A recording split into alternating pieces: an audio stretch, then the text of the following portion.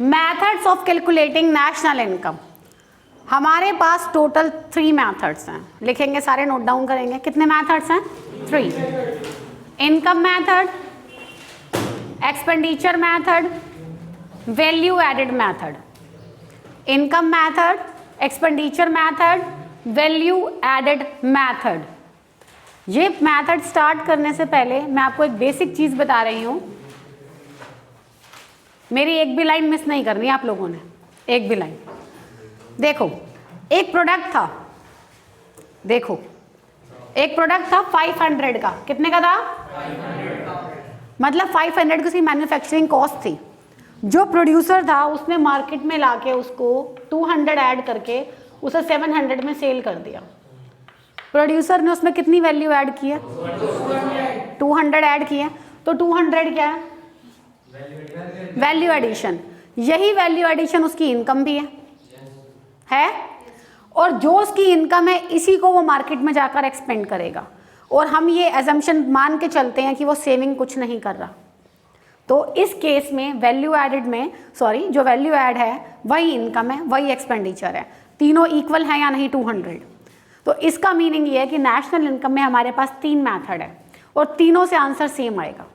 अगर तीनों से आंसर सेम नहीं आता तो उसका मतलब आपने गलत किया है, आपकी कुछ ना कुछ गलती है, या पेपर वाले ने आपको गलती से गलत सम दे दिया। समझ गए? तो ये इसकी पहचान है कि तीनों से आंसर कैसा आएगा? सेम। अब हमारे पास 3 मैथड है इसको सॉल्व करने के। आज मैं आपको एक मैथड बताऊंगी जो सबसे बड़ा है, इनकम मैथड। वैल्यू एडेड और एक्सपेंडिचर छोटे छोटे हैं, मेन इनकम है तो इसके लिए ज़्यादा टाइम लगेगा और बहुत अटेंशन की ज़रूरत है, ध्यान देंगे। सबसे पहले मैं स्टार्ट कर रही हूँ इनकम मैथड, और जो फ्लो चार्ट हम यहाँ पे करने वाले हैं वो आपको बुक्स में भी नहीं मिलेगा, इसलिए मैं ये करवा रही हूँ। बुक में नहीं है, बुक में जो है ना ये इनकम्प्लीट छोटा है, शॉर्ट में दिया हुआ है उन्होंने, तो हम इसको एक्सप्लेन करेंगे होता क्या है। अब देखना इसके पूरे का आंसर आप लोग दोगे, मुझे तो बोलने की जरूरत ही नहीं है कुछ भी। पहला इनकम मैथड। अब मुझे बताइए लोग कैसे कैसे कमाते, एक एक करके। हाँ, सारे एक साथ मत बोल। कौन सी सर्विस? कैसी सर्विस प्रोवाइड करते हैं? टीचिंग। Very good. तो प्रोफेसर जो इस तरह की जो सर्विसेज प्रोवाइड करते हैं इसको हम कहते हैं मिक्स्ड इनकम। क्या कहते हैं? Mixed income. इसमें डॉक्टर, लॉयर, टीचर, लेकिन ये वाली सर्विस नहीं जो मैं स्कूल में प्रोवाइड कर रही हूँ, क्योंकि यहाँ मुझे सैलरी मिल रही है। 2 तरह की होती है, यहाँ तो मेरे को फिक्स अमाउंट मिल रहा है। ये वाली कौन सी है? जैसे मैं ट्यूशन पढ़ा रही हूँ तो वहाँ पे मैं अपनी खुद की ऑनर हूँ, मुझे कोई गाइड नहीं कर रहा, मुझे कोई सिखा नहीं रहा क्या करना है क्या नहीं करना। तो ये वो डॉक्टर है जिनका खुद का क्लिनिक है, वो लॉयर है जो सेल्फ है, जो जॉब नहीं करते, तो ये मिक्स्ड इनकम में आ जाएगा। ओके, अब दूसरा बताइए कमाने का तरीका। बिजनेस है ना, बिजनेसमैन को क्या मिलता है? प्रॉफिट। क्या मिलता है? ठीक है जी, मैंने प्रॉफिट लिख दिया। और बताइए, और बताइए। और तो कमाने के तरीके पूछिए, आप लोग बताएंगे, मैं लिखती जाऊंगी। वैलिड, इनवैलिड, जो माइंड में आ रहा हो। बेटा सेल्स कौन करेगा? प्रोडक्ट फाइनली बन तो वहीं रहा है ना, प्रोड्यूसर के पास। और बताइए। जॉब। जॉब, जॉब के बदले क्या मिलती है? तो इसको लिखते हैं compensation of employees. Compensation of employees. अब इसमें मैं आपको थोड़ी सी बात बताती हूँ, उसके बाद आप मुझे बाकी का कंसेप्ट आप क्लियर करेंगे।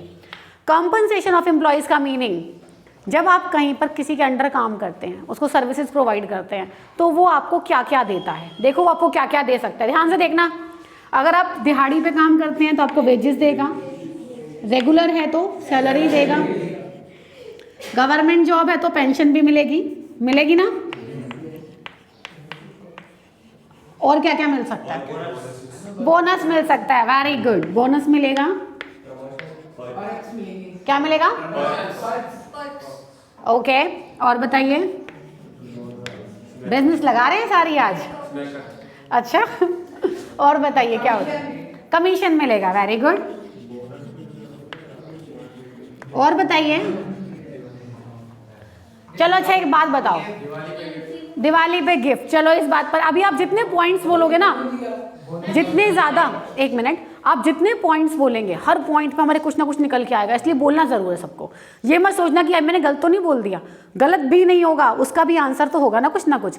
जैसे अभी भाई ने बोला, क्या बोला, गिफ्ट दिवाली पे। अच्छा अब एक बात बताओ, मान लीजिए प्रिंसिपल मैम दिवाली पे सबको गिफ्ट देती है, पूरे स्कूल में सारे टीचर्स को, मुझे नहीं देती है, तो क्या होगा? नहीं, क्या होगा? क्या मिलेगा मुझे? अच्छा, डिप्रेशन में आ जाओ। अगर सबको गिफ्ट मिलता है, मुझे नहीं मिलता, लेकिन मैं इस गिफ्ट के लिए क्या फाइट कर सकती हूँ जाके मैम से? मैं सिर्फ बुराई कर सकती हूँ, बुरा फील कर सकती हूँ। ऐसा नहीं कह सकती कि मुझे गिफ्ट क्यों नहीं दिया, मेरा इस पर राइट है। एक्चुअली गिफ्ट पर किसी भी एम्प्लॉय का राइट नहीं होता, this is just a token of love. वो दे या ना दे, आप उनसे फोर्सफुली नहीं कह सकते। बट बोनस जो होता है वो अगर मुझे नहीं मिला और सबको मिला, तब तो मैं लड़ सकती हूँ, भाई मुझे कैसे नहीं मिला, सबको क्यों मिला। तो बोनस पे हमारा राइट है, बट गिफ्ट एक टोकन ऑफ लव होता है। अगर आपसे पेपर में यही क्वेश्चन पूछा जाए, why gifts are not included, नहीं gifts are included in national income, yes और नो विद वैलिड रीजन, तो आप लिखोगे no, these are not included in national income. Reason में आप लिख सकते हैं token of love. Okay, compulsion नहीं है कि देना ही देना है। और बताइए क्या क्या होता है जी? जो काम के बदले मिलता है आपको, गिफ्ट काम के बदले नहीं मिल रहा। ओके, हाँ जी बताइए, और क्या क्या लग रहा है आपको आएगा? PF, absolutely right. पीएफ क्या होता है बेटा? प्रोविडेंट फंड होता है। और बताइए, एफडी हम खुद कराते हैं। हाउस रेंट वो तो सैलरी के अंदर आ गया, अगर आप गवर्नमेंट जॉब करते हैं तो बेसिक अलाउंसेस के अलावा उसके अंदर होता है वो। Insurance, very good. कई कंपनीज आपका मेडिकल करवाती है, मेडिक्लेम करवाती है ना, कोई आपका मेडिक्लेम करवाते हैं, कोई आपको वैसे इंश्योरेंस करवाते हैं, कंपनी की तरफ से होता है जहाँ जहाँ आप जॉब करते हैं। तो जिस तरह की जॉब होगी आपको उस तरह के बेनिफिट्स मिलेंगे। गवर्नमेंट है, प्राइवेट है, छोटा सेक्टर है, बड़ा सेक्टर है, कैसा है, जैसा भी है वैसे वैसे बेनिफिट्स। तो ये सब किसके अंडर में आ रहे हैं? कॉम्पनसेशन ऑफ एम्प्लॉयज के अंडर। अब मैं एक लाइन बोल रही हूँ, आपको सिर्फ ये बताना है कि ये इंक्लूड होगा या नहीं होगा, ठीक है। एक ऑनर ने अपने एम्प्लॉय को बोला, एक एम्प्लॉयर ने, owner in the sense employer, R का मतलब employer, that is the owner, और एम्प्लॉई मतलब जो काम कर रहा है, डिफरेंस याद रखेंगे इसका। तो एम्प्लॉयर ने अपने एम्प्लॉई को बोला कि ये लीजिए 1000 रुपीज़, आप जाके कोई काम के लिए उसको 1000 रुपीज़ दिए। अब बताइए नेशनल इनकम में काउंट होगा या नहीं होगा? काम के लिए दिया ना, अगर वो पैसा उसकी पॉकेट में जाता और उसकी सर्विसेज के बदले उसे मिलता तो वो काउंट होता। अब इसमें एक और बात, अच्छा पेंशन कैसे रह गई? पेंशन भी तो बोला आपने। पेंशन 2 टाइप की होती है, एक जो ओल्ड एज पीपल को मिलती है, एक जो सर्विस रिटायरमेंट के बाद मिलती है, ठीक है। कौन सी वाली इसमें काउंट होगी? ओल्ड एज वाली काउंट होगी? क्यों नहीं होगी? उसका जवाब ये है क्योंकि ओल्ड एज पेंशन इसलिए काउंट नहीं होगी because these are transfers. Transfers का मीनिंग होता है वन साइडेड, जिसके रिटर्न में कुछ नहीं दिया। बड़े बूढ़ों को आपने जाके पेंशन दिया, उन्होंने बदले में कुछ दिया, मुझे पता था यही बोलोगे, आशीर्वाद दिया है ना। तो आशीर्वाद नहीं, सर्विसेज जहाँ पे दे रहे हो, कोई सर्विस दी नहीं दी ना, तो ये वन साइडेड हो गई, इसलिए नेशनल इनकम में काउंट नहीं होगी। ओल्ड एज वाली, ये वाली काउंट होगी। ओके चलिए नेक्स्ट, एक वर्ड बोल रही हूँ, अब जवाब देना है काउंट होगा या नहीं होगा। एक लैंडलॉर्ड ने एक फार्मर से अपने लैंड पर काम करवाया और काम करवाने के बाद बोला कि ये लो, ये वीट ले जाओ अपने घर में, गेहूं जो है ना ये ले जाओ। ये काउंट होगा या नहीं होगा? होगा। It is always not in the forms of cash, it can be in the form of kinds also. तो काइंड्स का मीनिंग क्या होता है? आप उनको रहने के लिए घर दे रहे हो, या खाने के लिए खाना दे रहे हो, या मोबाइल दे रहे हो, कपड़े दे रहे हो, कुछ भी दे रहे हो, लेकिन सर्विसेज के बदले, फ्री में नहीं दे रहे। फ्री में देते हो तो वो ट्रांसफर्स होता है, वो डोनेशन है एक तरह का, वन साइडेड। बट आपने उनसे काम करवा के उनको कुछ भी दिया। आप भी अगर अपने किसी घर में किसी को बुलाते हो, सर्वेंट को काम करवाते हो और बोलते हो ये लो ये ले जाओ, तो वो आपका इसमें काउंट होगा, काम के बदले। आ गया समझ में? तो इसको बोलते हैं काइंड्स। आप बताइए इस कॉम्पनसेशन ऑफ एम्प्लॉयज वाले ऑप्शन में कोई दिक्कत? और एक और याद रखेंगे, employers contribution to social security scheme. जो आपने ये बोला ना, पेंशन हो गया, पीएफ हो गया, ये सोशल सिक्योरिटी स्कीम्स होती हैं, लेकिन उसका वर्ड क्या है? Employers contribution. आर पे फोकस रहेगा। न्यूमेरिकल करते टाइम वो आपको कंफ्यूज करने के लिए एक तरफ लिखेगा एम्प्लॉयर्स कॉन्ट्रीब्यूशन, नीचे देगा एम्प्लॉयज कॉन्ट्रीब्यूशन। तो एम्प्लॉयज का नहीं होता। अगर हम खुद ही पैसा लगा रहे हैं हॉस्पिटल में जाके तो क्या? नहीं, एम्प्लॉयर आर, समझ गए, employers contribution to social security scheme, clear. इसमें पेंशन वगैरह आते हैं, और अगर आपको सिंपल ये भी दिया हुआ है ना तो आपने वो काउंट करना है। अब न्यूमेरिकल करते टाइम अगर आपको कॉम्पनसेशन ऑफ एम्प्लॉयज़ दिया हुआ है तो आपने सिर्फ इसको लेना है, इसके ये बेबी पार्ट्स हैं इनको इग्नोर कर देना। No, he is the head of the family, आपने इसी को ले लिया अगर, तो हम उसके बेबी पार्ट्स को क्यों लेंगे, नहीं लेंगे ना, तो इग्नोर देम न्यूमेरिकल करते टाइम। थ्योरी में अगर आपका 6 मार्क का क्वेश्चन वैसे आता है कि इनकम मैथड से नेशनल इनकम कैसे निकालते हैं, तो आपने एक ग्राफिकल प्रेजेंटेशन देनी है, पूरा ग्राफ बना दोगे, 6 मार्क पूरे, एक नंबर भी डिडक्ट नहीं होगा। ठीक, यहाँ तक क्लियर है? आगे बढ़ूँ? नहीं, अब आगे नहीं बढ़ रही, अब आप आगे बढ़ोगे। अच्छा, और तरीके बताओ कैसे कैसे कमाते हैं, कैसे? ट्रेनिंग क्या? ट्रेनिंग देखें तो बात तो वही पड़ गई ना, रेंट, वेरी गुड। आपका घर है, आपने रेंट पे दे दिया, कमा रहे हो ना पैसा, रेंट हो गया। और बताएंगे? और पैसे देके इंटरेस्ट पे, प्रोडक्शन तो हो गई ना, वो तो प्रॉफिट हो गया, आ तो गया। अरे इसने सही बोला ना, बोलने दो, क्या बोला था अभी? नहीं, इंटरेस्ट पे पैसा चढ़ाते हैं ना, पैसा दिया, कैपिटल दिया, इंटरेस्ट लिया, इंटरेस्ट। बेटा डिलीवरी बॉय क्या होता है, इन्वेस्टमेंट क्या होती है? हाँ, तो जोमेटो स्विगी जो भी है वो क्या है, जो जोमेटो स्विगी है वो तो बिजनेसमैन है, वो प्रॉफिट कमा रहे हैं। डिलीवरी बॉय क्या है, वो काम कर रहा है, कॉम्पनसेशन ऑफ एम्प्लॉयज ले रहा है। कुछ हट के बताओ, हट के जो इनमें नहीं है।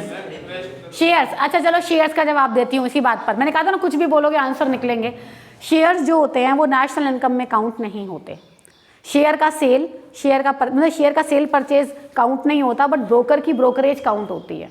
जैसे ब्रोकर तो क्योंकि वहाँ पे एक एम्प्लॉई है जो काम कर रहा है, बट अगर आपने, हाँ नहीं आएगा, हाँ वो ब्रोकर की ब्रोकरेज तो इसमें आ जाएगी, बट कमीशन होगी, मैंने लिखा है ना कमीशन यहाँ पे, ये ना, वो इसमें आ जाएगा। बट आपने शेयर से अगर कुछ इनकम अर्न की है तो वो काउंट नहीं होगी।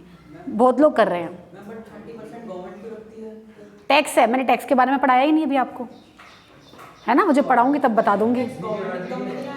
गवर्नमेंट इनकम की बात नहीं चल रही है, प्राइवेट इनकम की बात चल रही है, ठीक है, अभी बता रही हूँ। हाँ जी, आगे बताएंगे आप मुझे। शेयर्स नहीं आएंगे क्योंकि ये अनप्रोडक्टिव सर्विसेज हैं, अनप्रोडक्टिव सर्विसेज, रीजन देना होगा आपको जरूर। और बताइए, आपको कुछ दिमाग में आ रहा है? अरे और बोल दो, बेगर बोल दो, भिखारी भी तो कमाता है वो भी काउंट नहीं होगा, वो वन साइडेड है। आप डोनेशन, क्या यूट्यूबर क्या है ये ना, हाँ रील्स बना रहे हो, कुछ भी बना रहे हो, वो सब ये रहा। आप सेल्फ हो, किसी के ऊपर डिपेंडेंट नहीं हो, इंडिपेंडेंट है, कोई आपको बोलता नहीं, कोई आप किसी की सुनते नहीं। नहीं, बिजनेसमैन जो है ये रहा, एंटरप्रेन्योर प्रॉफिट कमाता है, प्रॉफिट ये रहा। आगे बढ़े, चलो अब आपको नहीं आ रहा, लास्ट ऑप्शन मैं दे देती हूँ, डायरेक्टर ढूंढ लिया है ही नहीं, मैं वो भी कहीं ना कहीं। अब इधर सुनेंगे प्रॉफिट, ठीक है, क्या कमाएगा वो, प्रॉफिट लेगा ना। कम अगर उनकी मूवी को लॉस हो गया तो लॉस भी वो बियर करता है, प्रॉफिट होगा प्रॉफिट भी वही अर्न करता है। लास्ट आपका जो रह गया वो मैं बता रही हूँ, आपको नहीं आ रहा। Last one is royalty. क्या है रॉयल्टी? क्या होती है रॉयल्टी? अमीरी, वो तो रॉयल फैमिली होती है कि हाँ शाही खानदान। रॉयल्टी क्या होती है? पढ़ा होगा बिजनेस में आपने कहीं ना कहीं। चलो ठीक है, एक काम करते हैं, सारी चीज़ें छोड़ो। रॉयल्टी का मीनिंग होता है कि कोई भी चीज़ आपने बनाई है, अगर लाइक आपकी ये बुक है, जो भी है बुक्स जो है, इसकी जितनी सेल होती है, इसका एक कुछ परसेंट का शेयर होता है। जिसने बनाई है, जिसका नाम है, उसके पास वो कुछ परसेंट का शेयर पहुंच जाता है एवरी टाइम जब भी ये सेल्स होती है ना। पढ़ा है नहीं पढ़ा? ये रॉयल्टी होती है। अब इसके लिए मैं तुम्हें एक मूवी का एग्जाम्पल दूँ? हाँ, मूवी का एग्जाम्पल दूँ? चलो बताओ, टार्ज़न द वंडर कार किस किसने देखी है? सबने देखी है, लेकिन अभी मैं पूछने वाली हूँ, अभी मैं एक सीन पूछूंगी, किसी को नहीं पता, अपने सारे पता होंगे, मैं जो पूछने वाली हूँ वो किसी को नहीं पता। चलो आप मुझे बस ये बता दो, अजय देवगन को क्यों मारा था?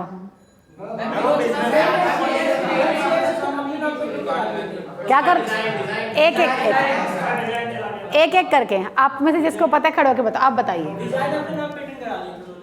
उन्होंने अपने नाम पर डिजाइन पेटेंट करवा लिए थे। पेटेंट पता है आपको क्या होता है? देखिए, अजय देवगन की दो ही डिमांड थी, एक तो उसको पेटेंट राइट चाहिए था कि भाई मेरे डिज़ाइन से तो नाम मेरा आना चाहिए, दूसरा उसने रॉयल्टी मांगी थी कि भाई मुझे रॉयल्टी चाहिए। रॉयल्टी का मतलब जब जब कार सेल होगी उसका कुछ परसेंट जो भी वो होगा वो उसके पास पहुंच जाना चाहिए। और जितने भी बिजनेसमैन थे जहाँ जहाँ वो आइडिया लेकर गया सबने बोला कि हम यही नहीं देंगे, आप एक बार में फाइनल कर लो जो करना है, डिज़ाइन सेल करो, अमाउंट ले जाओ, पेटेंट नहीं मिलेगा आपको, नाम तो हमारा ही चलेगा। उसने कहा नहीं, नाम मुझे मेरा चाहिए। तो पेटेंट राइट चाहिए था और रॉयल्टी चाहिए थी। इकोनॉमिक्स भी होती है मूवीज़ में, आप देखते नहीं हो, बस ऊपर ऊपर से देख लेते हो। तो ये चारों चीज़ें समझ में आ गई, ये चारों क्लियर है। अब इन चारों का बेटा ऊपर यहाँ बोर्ड पे देखो, इन चारों का शॉर्ट में नाम है ऑपरेटिंग सरप्लस। मतलब ये ऑपरेटिंग सरप्लस के पार्ट है, ऑपरेटिंग सरप्लस। इसका मीनिंग क्या हुआ कि आपने कुछ ऑपरेट किया, उसके ऊपर आपको सरप्लस मिला। जैसे आपने एक बुक ऑपरेट की तो आपको रॉयल्टी मिली, आपने किसी का लैंड ऑपरेट किया, यूज़ किया, दैट मीन्स तो रेंट मिला, किसी का मनी यूज़ किया तो इंटरेस्ट मिला, और अपना दिमाग लगाया तो प्रॉफिट मिला। ठीक है ना। तो ऑपरेटिंग सरप्लस, आपने ऑपरेट किया और आपको सरप्लस मिला। इसके 4 पार्ट्स हैं। कितने पार्ट्स हैं? 4 पार्ट्स। अब अगर आपको न्यूमेरिकल करते टाइम ऑपरेटिंग सरप्लस दे रखा है तो इन चारों को इग्नोर कर दो, क्योंकि ऑपरेटिंग सरप्लस में चारों दिए हूँ। Surplus means profit, benefit. ठीक है। तो ये अगर ऑपरेटिंग सरप्लस गिवन है तो आपने इन चारों को लेना ही नहीं है, क्योंकि वो चारों ऑलरेडी उसमें इंक्लूड है। और अगर ऑपरेटिंग सरप्लस नहीं दिया न्यूमेरिकल करते टाइम तो आपको इसके 1 2 3 4 में से 1 मिले, 2 मिले, 3 मिले, उठा लो। ज़बरदस्ती चौथे को पैदा करने की कोशिश मत करना, जितने दिए न्यूमेरिकल में उतने ही लेंगे। अब आ जाओ प्रॉफिट पे। प्रॉफिट के हैं 3 पार्ट। कितने पार्ट्स हैं? 3। चलो अब इसके लिए हम छोटी सी स्टोरी एज्यूम करेंगे। पहले मैं लिख देती हूँ पार्ट्स के नाम, फिर बताते हैं। पहला अनडिस्ट्रीब्यूटेड प्रॉफिट। अनडिस्ट्रीब्यूटेड प्रॉफिट का नाम है दूसरा रिटेन्ड अर्निंग। क्या नाम है? Retained earning. और सेकंड नाम है, सेकंड जो है वो है कॉर्पोरेट टैक्स।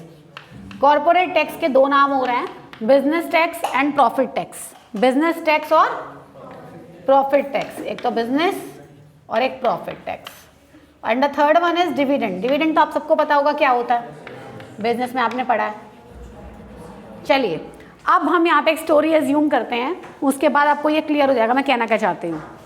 कोई भी 4 लड़कियाँ मेरे पास आ जाओ, एनी 4, जल्दी आओ। अरे आ जाओ ना जल्दी से, जल्दी आओ।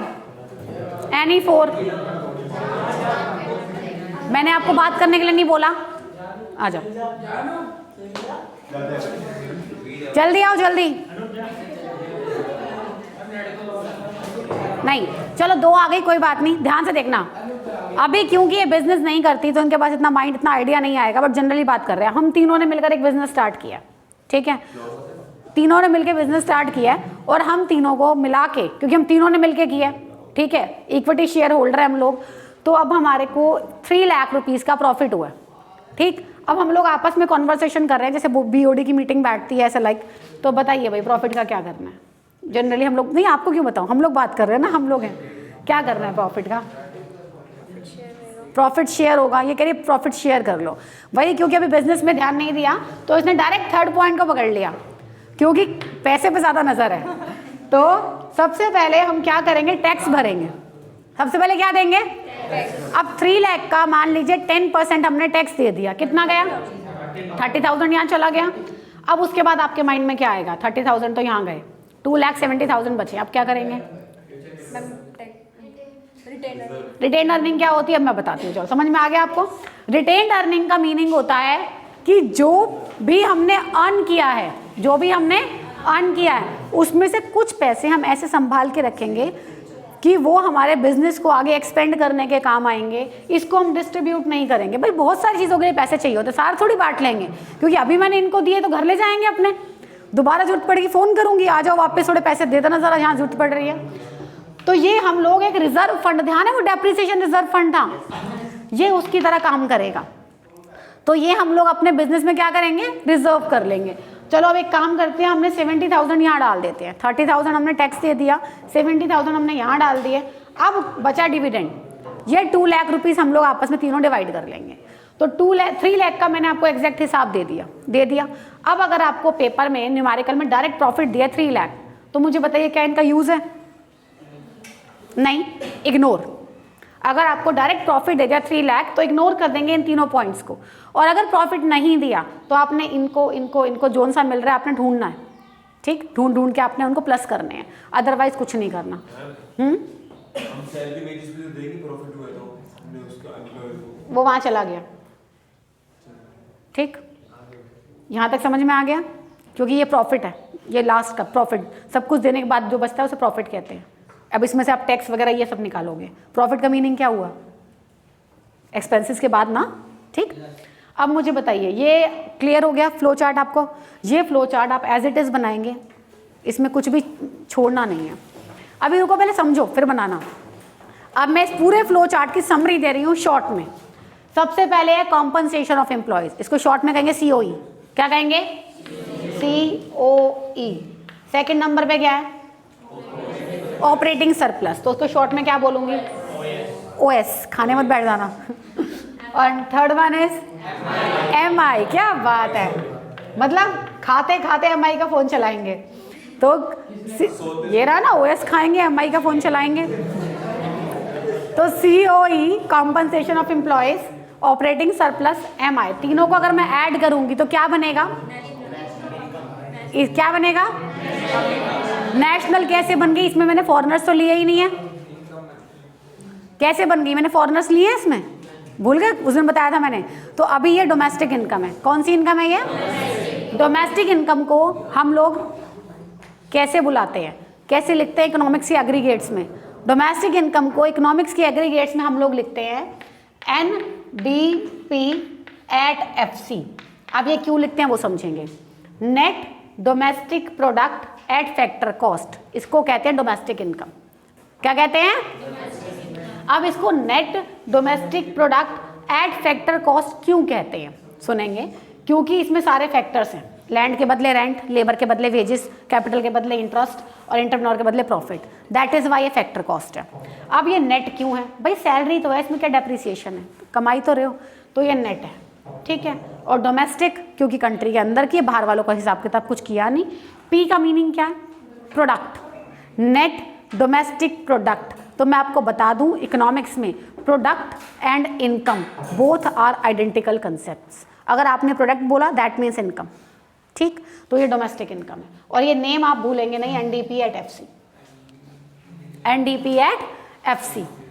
फ्लो चार्ट में कोई परेशानी, कोई डाउट इसमें से आ रहा है तो पूछ सकते हैं।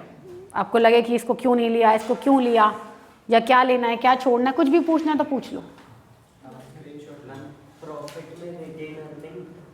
प्रॉफिट के अंदर 3 पार्ट्स, अनडिस्ट्रीब्यूटेड प्रॉफिट जिसको रिटेन्ड अर्निंग कहते हैं, ये रिजर्व्स होते हैं। सेकंड कॉर्पोरेट टैक्स, वो टैक्स देगा ही देगा, प्रॉफिट टैक्स, और फिर जो बचेगा वो आपस में शेयरिंग कर लेंगे, डिविडेंड। हाँ, अकाउंट्स बिजनेस ही को सब एक जैसा ही होता है, सब में ही प्रोफेशनल। हाँ हो गया। हाँ, अब आप इसे बना लीजिए। ये फ्लो चार्ट आपकी काफ़ी तरह से हेल्प करेगा, लाइक कौन सा आइटम नेशनल इनकम में इंक्लूड होता है और कौन सा नहीं होता। ओके।